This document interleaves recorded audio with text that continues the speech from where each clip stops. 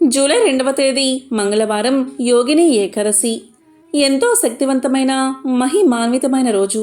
మరి ఇంతటి విశేషమైన రోజు స్నానం చేసే నీటిలో ఈ ఒక్కటి వేసుకుని స్నానం చేస్తే చాలు 7 జన్మల దరిద్రం తొలగిపోతుంది. ఒంట్లో ఉన్న సర్వ రోగాలు నయమవుతాయి. తెలిసి తెలియక చేసిన పాపాలన్నీ అగ్నిలో పడిన దూది మాదిరిగా నశిస్తాయి. మీ ఇంట్లో సకల శుభాలు కలుగుతాయి. మీ దేహానికి నూతన ఉత్తేజం కలుగుతుంది. ఒంట్లోని చెడు శక్తులన్నీ పారిపోతాయి. మరి అత్యంత పవిత్రమైన యోగిని ఏకాదశి రోజు స్నానం చేసే నీటిలో ఏం వేసుకుని స్నానం చెయ్యాలో ఇప్పుడు ఈ వీడియోలో తెలుసుకుందాం. జ్యేష్ఠ మాసం బహుళ ఏకాదశిని యోగిని ఏకాదశి అని పిలుస్తారు. ఇది ఎంతో విశేషమైన పుణ్యవంతమైన రోజు. ఈ రోజు ఎవరైతే ఉపవాస దీక్షను ఆచరిస్తారో అటువంటి వారికి 88,000 మంది బ్రాహ్మణులకు అన్నదానం చేసిన మహాపుణ్యం కలుగుతుంది. ఈ ఏకాదశి వ్రతాన్ని ఆచరిస్తే సర్వ పాపాలు నశించి మరణానంతరం స్వర్గ ప్రాప్తి కలుగుతుందని నమ్మకం. హిందూ మతంలో ప్రతి ఏకాదశికి ప్రత్యేక ప్రాధాన్యత ఉంది. జ్యేష్ఠ మాసం బహుళ ఏకాదశిని యోగిని ఏకాదశి అని పిలుస్తారు. ఈ ఏకాదశి వ్రతాన్ని ఆచరిస్తే మోక్షం లభిస్తుందని, అనేక రకాల పాపాలు నశిస్తాయని శాస్త్రాలు చెబుతున్నాయి. ఈ యోగిని ఏకాదశి రోజున ఉపవాసం ఉన్న వ్యక్తికి జీవితంలో ఆనందం అలాగే శ్రేయస్సు లభిస్తాయి. ఈరోజు ఉపవాసాన్ని ఆచరించడం వల్ల ఇప్పటి వరకు మనిషి చేసిన పాపాలు తొలగిపోతాయట. ఈ యోగిని ఏకాదశి గురించి ధర్మరాజు శ్రీకృష్ణుణ్ణి అడిగినట్లు బ్రహ్మ వైవత్తర పురాణం చెప్తుంది. బ్రహ్మ వైవత్తర పురాణం ప్రకారం ఒకసారి ధర్మరాజు శ్రీకృష్ణుణ్ణి ఇలా అడుగుతాడు. శ్రీకృష్ణ, జనార్దన, పరంధామ, జ్యేష్ఠ మాసంలో బహుళ ఏకాదశి పేరు ఏమిటి? దానిని ఎలా ఆచరించాలి? ఆ ఏకాదశి యొక్క గొప్పతనం ఏమిటి? ఇంతకు పూర్వం ఈ ఏకాదశి వ్రతాన్ని ఎవరైనా ఆచరించారా అని వినయంతో అడుగుతాడు. దానికి శ్రీకృష్ణుడు ఇలా సమాధానం చెప్తాడు. ఓ ధర్మనందన, జ్యేష్ఠమాసంలో బహుళ ఏకాదశిని యోగిని ఏకాదశి అని పిలుస్తారు. ఇది ఎంతో మహాశక్తివంతమైన రోజు. ఈ రోజు వ్రతాన్ని ఆచరిస్తే మోక్షాన్ని పొందుతారు. భూమిపై మనిషి చేసిన పాపాలన్నీ నశించి తర్వాత జన్మలో మహాపుణ్యాన్ని పొందుతాడు. మరణానంతరం స్వర్గంలో 1000 సంవత్సరాలు సుఖాలు అనుభవిస్తాడు. చివరకు శ్రీ మహావిష్ణువు యొక్క సాయుధ్యాన్ని పొందుతాడు. ఈ యోగిని ఏకాదశి వ్రతాన్ని ఆచరిస్తే అటువంటి వారి జీవితంలో సుఖ సంతోషాలు శ్రేయస్సు కలుగుతాయి. ఈ యోగిని ఏకాదశి రోజు ఉపవాసాన్ని పాటించేవారు ఏకాదశి ముందు రోజు అంటే దశమి నాటి రాత్రి సాత్విక ఆహారాన్ని తీసుకోవాలి. మరుసటి రోజు అంటే ఏకాదశి రోజు స్నానం చేసి ఉపవాసాన్ని పాటించాలి. ఏకాదశి రోజు శ్రీ మహావిష్ణువును, శ్రీ మహాలక్ష్మిని భక్తి శ్రద్ధలతో పూజించాలి. ఈరోజు వ్రతకథను తప్పకుండా చదవాలి లేదా వినాలి. ముఖ్యంగా ఈ ఏకాదశి ఉపవాసం రోజున విష్ణుమూర్తికి పాయసాన్ని సమర్పించాలి. ఇందులో తులసి ఆకులు వేయాలి. దీంతో శ్రీ మహావిష్ణువు ప్రసన్నుడై కోరికలు తీరుస్తాడు. ఏకాదశి రోజున తులసి ఆకులు కొయ్యకూడదు. ఒకరోజు ముందే తులసి ఆకులు కోసి స్వామివారి కోసం పెట్టుకోవచ్చు. పంచామృతం విష్ణువుకు మహాప్రీతికరమైనది. ఏకాదశి రోజు శ్రీ మహావిష్ణువుకు పంచామృతంతో అభిషేకం చెయ్యాలి. పంచామృతాన్ని ప్రసాదం రూపంలో తీసుకోవాలి. దీనివల్ల విష్ణువు యొక్క సంపూర్ణ అనుగ్రహం కలుగుతుంది. ఇలా చేస్తే ఐశ్వర్యం, ఆహారం పెరగడంతో కోరికలు కూడా నెరవేరతాయి.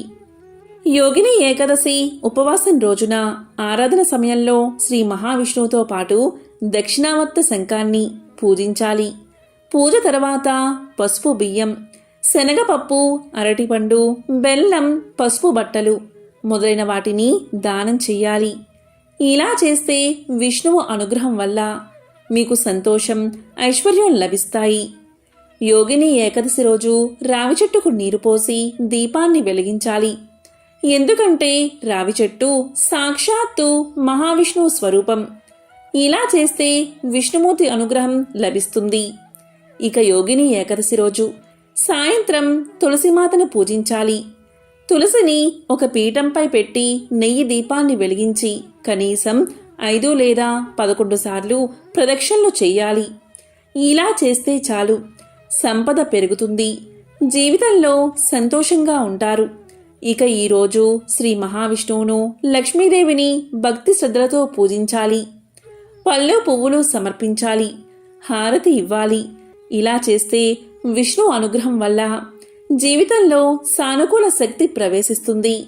అదే సమయంలో లక్ష్మీదేవి అనుగ్రహంతో సంపదలు పెరుగుతాయి, ఆర్థికంగా బాగా ఎదుగుదల ఉంటుంది. ఇక యోగిని ఏకాదశి రోజు ఉపవాసం ఉండలేని వారు, కుదరని వారు కొన్ని నియమాలు పాటిస్తే జీవితంలో అనేక సమస్యల నుంచి మిమ్మల్ని రక్షిస్తుంది. అవి ఏంటి అంటే, ఈ ఏకాదశి రోజు ఎవరూ అబద్ధాలు చెప్పకూడదు, ఎవరి గురించి చెడుగా మాట్లాడకూడదు.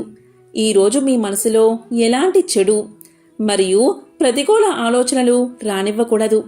ఇలా చేస్తే కఠిన ఉపవాసం పూజలు చేసినా కూడా పూర్తి ఫలితం మీకు లభించదు. ఈ ఏకాదశి రోజు ఉపవాసం ఉండలేని వారు కూడా సాత్విక ఆహారాన్ని మాత్రమే తీసుకోవాలి. ఈ ఏకాదశి రోజు అన్నం తినడం నిషేధం. ఈ ఏకాదశికి ఒకరోజు ముందు నుంచి బ్రహ్మచర్యాన్ని పాటించాలి. అదేవిధంగా చాప వేసుకుని నేలపై పడుకోవాలి. ఇక ఈ ఏకాదశి రోజు ఉపవాసం ఉండి రాత్రి జాగరణ చేసి విష్ణు కథలు వినాలి. ఇక ద్వాదశి రోజు ద్వాదశి గడియల్లో పారణ చేయడంతో ఏకాదశి వ్రతం ముగుస్తుంది. కాబట్టి ధర్మరాజా, యోగిని ఏకాదశిని భక్తి శ్రద్ధలతో ఆచరిస్తే అటువంటి మానవుడికి 1000 గోవులను దానం చేసిన ఫలితం కలుగుతుంది. ఈ యోగిని ఏకాదశి వ్రతాన్ని పూర్వం ఒక యక్షుడు చేసి తన కుష్టు రోగాన్ని పోగొట్టుకుని మోక్షాన్ని పొందాడు. అతను ఎవరు అంటే, కుబేరుడి ఆస్థానంలో హేమామాలి తోటమాలిగా ఉండేవాడు. దైవ పూజకు పువ్వులు అందిస్తూ ఉండేవాడు. ఒకరోజు కుబేరుని పూజకు పువ్వులు అందించక అందమైన భార్యతో గడుపుతాడు. ఇది తెలిసిన కుబేరుడు హేమమాలిని కుష్ఠిరోగి కమ్మని శపిస్తాడు. ఇలాగే హేమమాలి కుష్ఠిరోగంతో అడవుల్లో తిరుగుతూ ఒక మహర్షి చెప్పగా యోగిని ఏకాదశి వ్రతాన్ని ఆచరించి తన కుష్ఠవ్యాధిని పోగొట్టుకుని సకల పాపాల నుంచి విముక్తిని పొందాడు. తన భార్యతో కలిసి సుఖంగా జీవించాడు. కాబట్టి ధర్మరాజా, ఈరోజు ఏమీ చేయకపోయినా ఓం నమో భగవతే వాసుదేవాయ, ఓం నమో భగవతే వాసుదేవాయ అనే మంత్రాన్ని 21 సార్లు జపిస్తే వారికి విష్ణుమూర్తి అనుగ్రహం లభిస్తుంది అని శ్రీకృష్ణుడు ధర్మరాజుతో చెప్పినట్లు బ్రహ్మ వైవర్త పురాణం తెలియజేస్తుంది. ఇక ఈరోజు ఉదయం సాయంత్రం స్నానం చేసే నీటిలో గుప్పెడు తులసి ఆకులు కొంచెం గంధం వేసుకుని స్నానం చేస్తే వారి యొక్క జన్మల పాపాలు ఆ నీటి ద్వారా తొలగిపోతాయి. వారి యొక్క ఎలాంటి పాపాలైనా నశించి 1,000,000 జన్మల మహాపుణ్యం లభిస్తుంది. వారి దేహంలోని వ్యాధులన్నీ నశిస్తాయి, మనోవ్యాధులు దూరమవుతాయి, శారీరక బలం పెరుగుతుంది, అన్ని పనుల్లో విజయమే కలుగుతుంది. కాబట్టి యోగిని ఏకాదశి అంతటి గొప్పది.